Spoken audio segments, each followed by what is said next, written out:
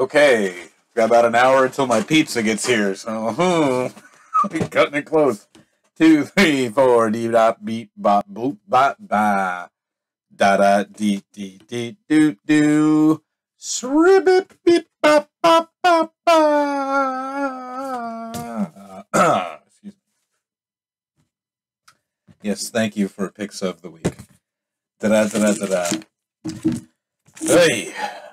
Took me 3 hours to get home today. That's as long as it takes me to get to Long Beach. That's why I mistakenly ordered Round Table Pizza. Because I thought it was house sitting, and that's what I usually eat when I'm there. How was your day? Okay. First up this week, we have Spider-Man 2099 Exodus Alpha. No longer 1, we're going to Greek lettering for the numbering. This, I believe, yes, this is a 30-year celebration of the 2099 universe, particularly the most popular character of that imprint, Spider-Man 2099. If you're unfamiliar, the 2099 line was begun, indeed, 30 years ago in 1992, and it was a futuristic take on the Marvel Universe. It was, I think it technically, it's in 616, although at this point, it was at the time. At the time, it was considered continuity in the future. And it was none of the characters that we're familiar with. There was Spider-Man 2099, Punisher 2099, X-Men 2099, eventually a Fantastic Four 2099, a Hulk 2099, Ghost Rider 2099, so on and so forth. And none of them had any connection, really, to their present-day counterparts. Spider-Man 2099 is an Alchemax researcher for...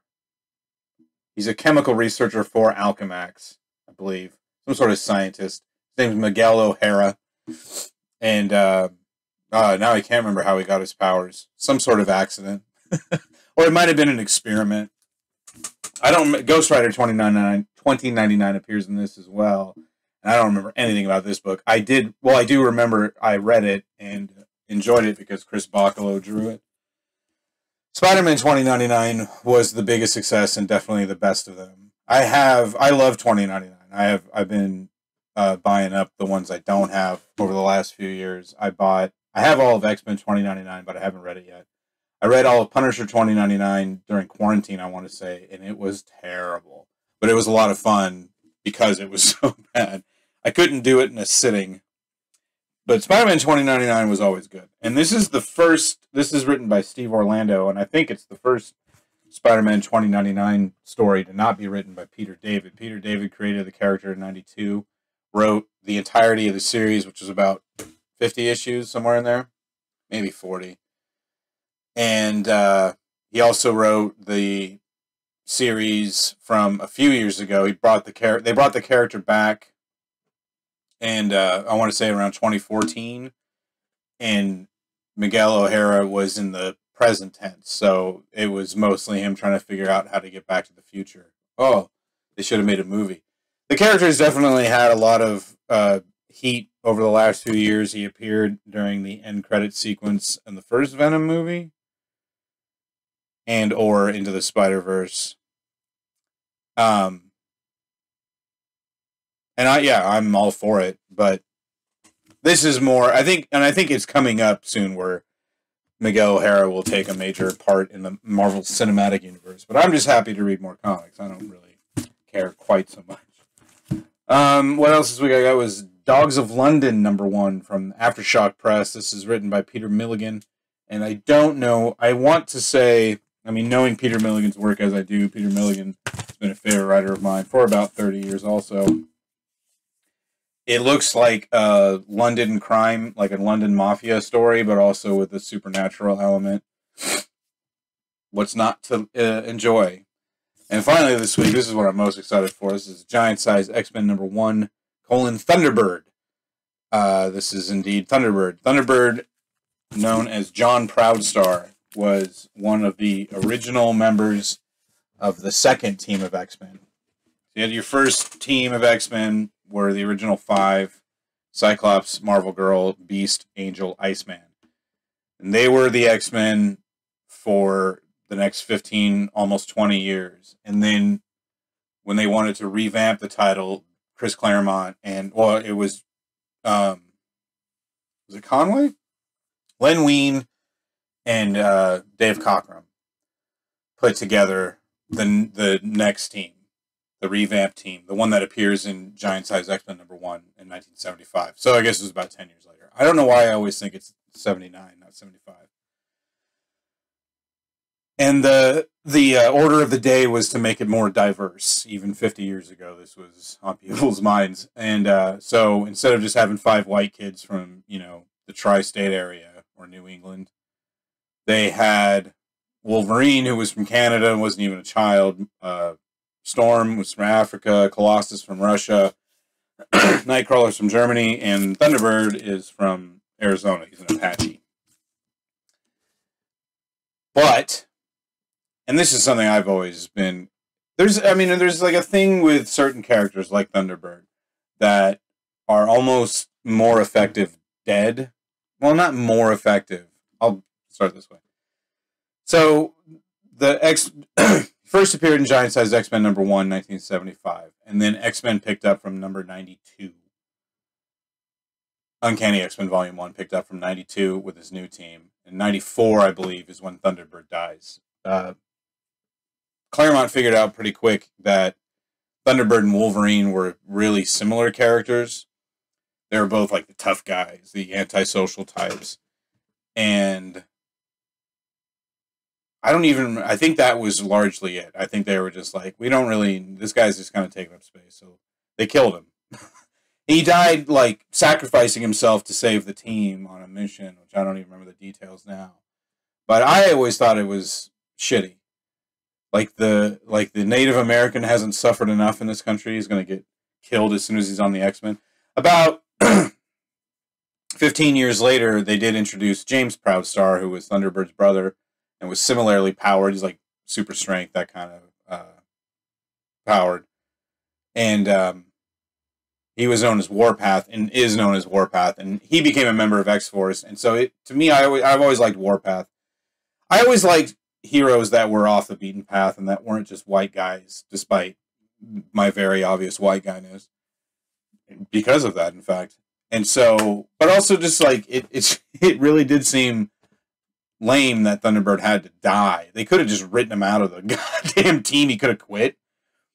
But, no, they killed him instead. So, back 2 years ago, when Jonathan Hickman took over as group editor of the X-Men, like kind of head writer of that, and created Krakoa, the nation that is now a sovereign nation, where all mutants are citizens. Unbeknownst to the world at large, the mutants have also figured out a way to resurrect people, mutants specifically. And so my first question when that happened was, where's Thunderbird? Because the cool thing about that little story idea was that Hickman wanted to kind of like start the X-Men over fresh.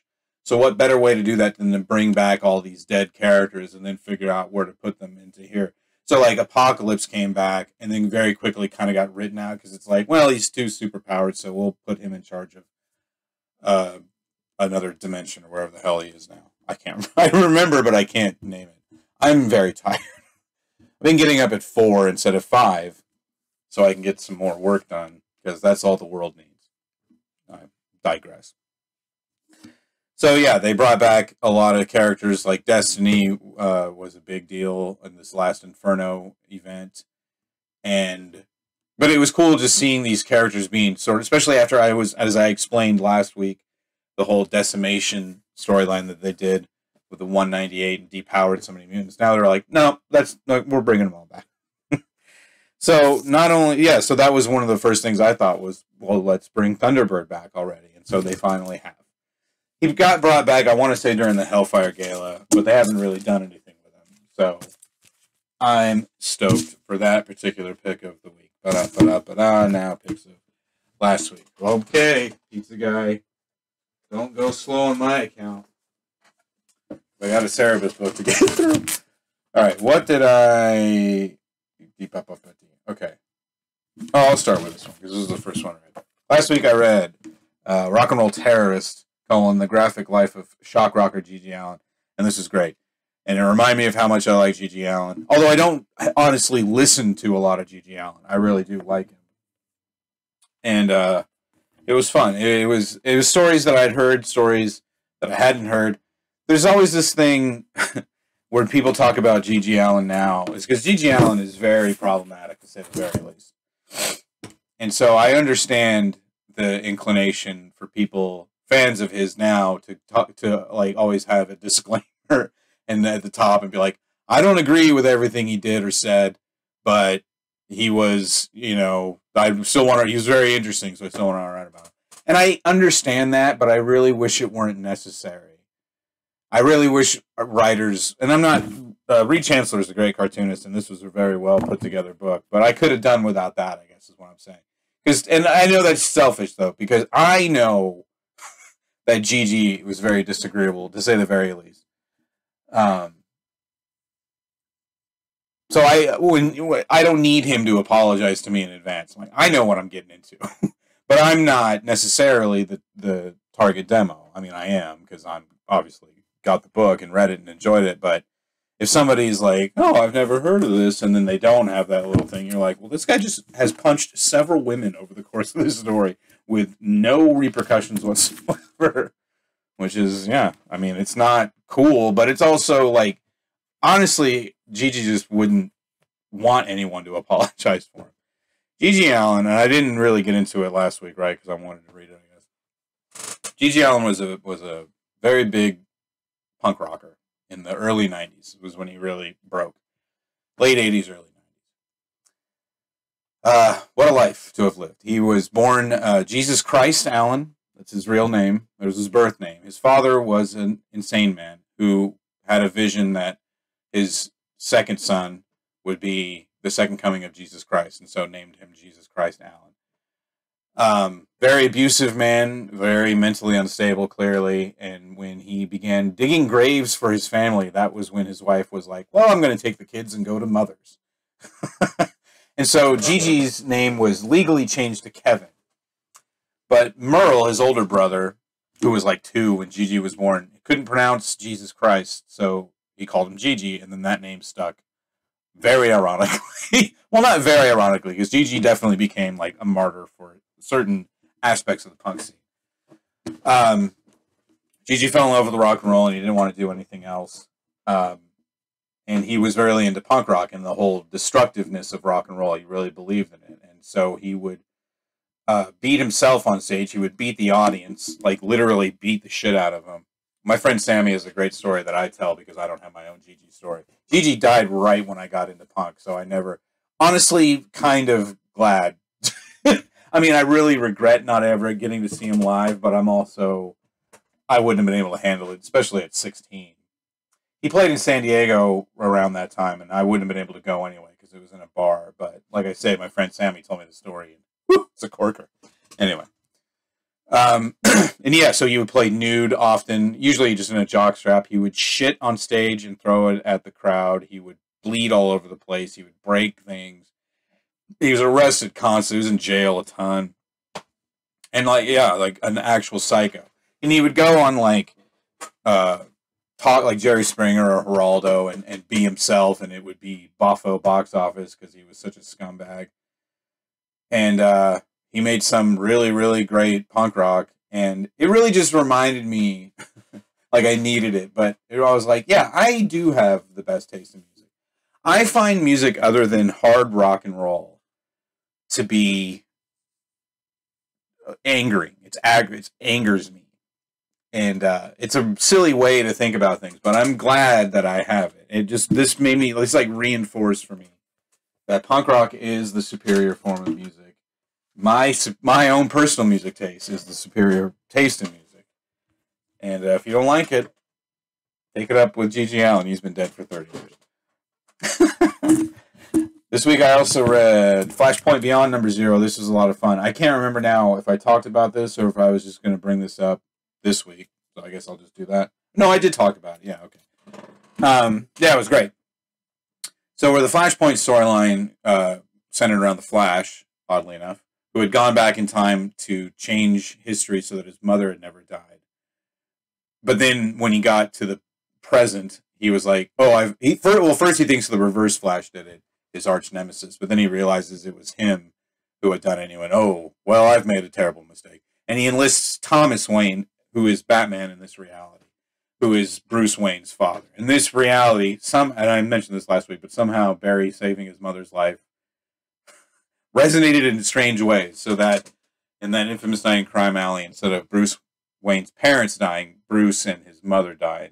Thomas. So when the Flash comes to him and says, "You have to help me get back. You have to help me change things," Thomas Wayne only agrees because in the Flash's reality, Bruce is still alive, so he wants to save his son.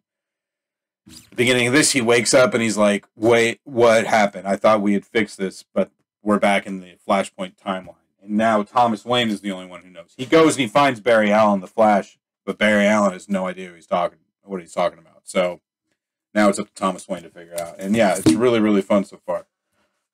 I love time travel and alternate story or alternate timeline stories are a lot of fun. Yeah, it's good. Kaiju Max Season 6, Number 6. This is the final issue of Kaiju Max, and it was great. I choked up, as I expected to. I will be honest, though, like, over the years, I have not been able to keep all the storylines in mind, or all the threads of the storyline in my mind, so I'd like to go back and read it again. I'm pretty sure I can check them out from the library. But, yeah, it's just, I don't know what more I can really say. It's a prison drama, but centering around giant monsters. You don't have to be a kaiju nerd. I'm certainly not. I like your Godzilla movies. I've seen a handful. I've seen a couple Gammas on Mystery Science Theater, but I'm not like Xander Cannon, and I've known other guys who are super into kaiju and Pacific Rim. I didn't like Pacific Rim. I like Atlantic Rim, again, because it's a Mystery Science Theater episode. It's good. But yeah, so I didn't know any of that, but I still really like this. Amazing Spider-Man #1. This was really fun. I'm really happy. I know I went on an extended monologue last week about my relationship with this, not just Spider-Man, the character, but this particular title. But yeah, it's good. It's J.R. Jr.'s art is always great. It's really like hand-holding. It starts with like a very puzzling opening where Peter Parker is in a crater in York, Pennsylvania, and screaming, and then it jumps to 6 months later. So and there's a big reveal at the end of this issue, which I don't want to say, but it's great for, like, they say this a lot, but this really is a good jumping on point. If you haven't read Spider-Man in a while, as I have not, you won't really be behind. There will be questions, but even if you've been reading it this whole time, that's still going to happen. And then finally, this was actually 2 weeks ago, but I read Cerebus Volume 13, Going Home. I didn't like it. Did not like it that much, to be honest with you. The first half, where it's just, so the whole thing is Jaka and Cerebus going back to Cerebus's childhood home, or his childhood village. And the first half is fun because it's just them on the road, and they interact with like an Alan Moore and some other recognizable 90s comics characters and creators. And we see Jaka and Cerebus as the relationship proceeds, but this is where I think I could have guessed that this is where I was going to jump ship. It wasn't going to be the right-wing religious fanaticism. I don't know right-wing it is, but definitely religious fanaticism. It was going to be the relationship between Cerebus and Jaka was going to be soured. I knew that was going to happen because I've read the end of the book. But Cerebus has been spending this whole series trying to find Jaka, trying to get her back, and then he finally does, and almost immediately we see their relationship start to... And now I'm not saying that it's not realistic. I don't think it's very realistic. But I mean, it is true that, whirlwind romances start to fade in the light of day. I still feel like he's given Jaka short shrift a lot of the time, and that her very feminine wiles and stuff are not completely nuts, but I mean, I've definitely dated women like Jaka, but it's not everybody. It's not everyone. And then the second half is them on a riverboat with F. Scott Fitzgerald, who goes by the name Fitzgerald Kennedy, something like that, or F. Stop. No, I don't know. F. Stop Fitzgerald is a punk photographer, but it's something like that. F. Kennedy. I don't remember. Here's the thing, though, is that I am a very well-read fellow, but I've not really read a lot of F. Scott Fitzgerald. I've never read The Great Gatsby. And not for any real reason. It was one of those books that you figure you're going to read in high school, but I never did. It was never assigned to me. And I even read, like, when I was in high school, I read books on my own, like Catcher in the Rye, 1984, that weren't assigned to me, but that I was like, oh, I should have read this.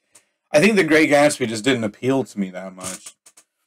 And, I don't know. So really, what it really becomes is a character study of F. Scott Fitzgerald. And we get to an insight into how he would have seen their relationship as far as Dave goes. Dave also did extended footnotes for this second half, which I still haven't finished because, frankly, they were kind of boring. Dave's really into F. Scott Fitzgerald, Norman Mailer, and Ernest Hemingway. Hemingway I have read, and I think I've read a little bit of Mailer, but I'm not well-read enough to really care. It was an interesting, the character for the story was pretty interesting, but really all the F. Scott Fitzgerald academia just left me cold. It wasn't terrible, but this is definitely where I've lost interest. And it sucks because this is the last phone book that's in print currently. I think the next one, Form and Void, right, will be in print soon, but not right now. I mean, you can read them online. I might even pony up for an actual, so I don't have to read like a buggy site full of ads. But yeah, we pretty much call my interest here. I mean, I got further than I did as a kid because I only got to the second half of Mothers and Daughters, which ended up being a lot better than I remembered. And then Guys and Rick's Story were great, but then Rick's Story had its moments, but yeah, we get to Going Home and not quite. It also, and this is something that I've noticed, and I'm sure I'm not the first one to notice, but when he decided to make it a 300 issue series, there was definitely, he was able to take his time. I remember like the second half of Church and State, I remember noticing this time, like, oh, he's really taking his time and a whole issue, you could rip through it really quick because it was just like page panel, and it was like very slow moving, but it was fine. But now it's starting to feel a little like, all right, dude. he had a whole Oscar Wilde thing, which I enjoy. But see, I had read Oscar Wilde. I know more about Oscar Wilde. So I don't know. If he'd done Joseph Heller or somebody like that, or Mark Twain even, I think I probably would have known more about. I don't always suspect how he didn't use Harlan Ellison ever is kind of weird. I guess it's not that weird. Anyway. Okay, pizza's here.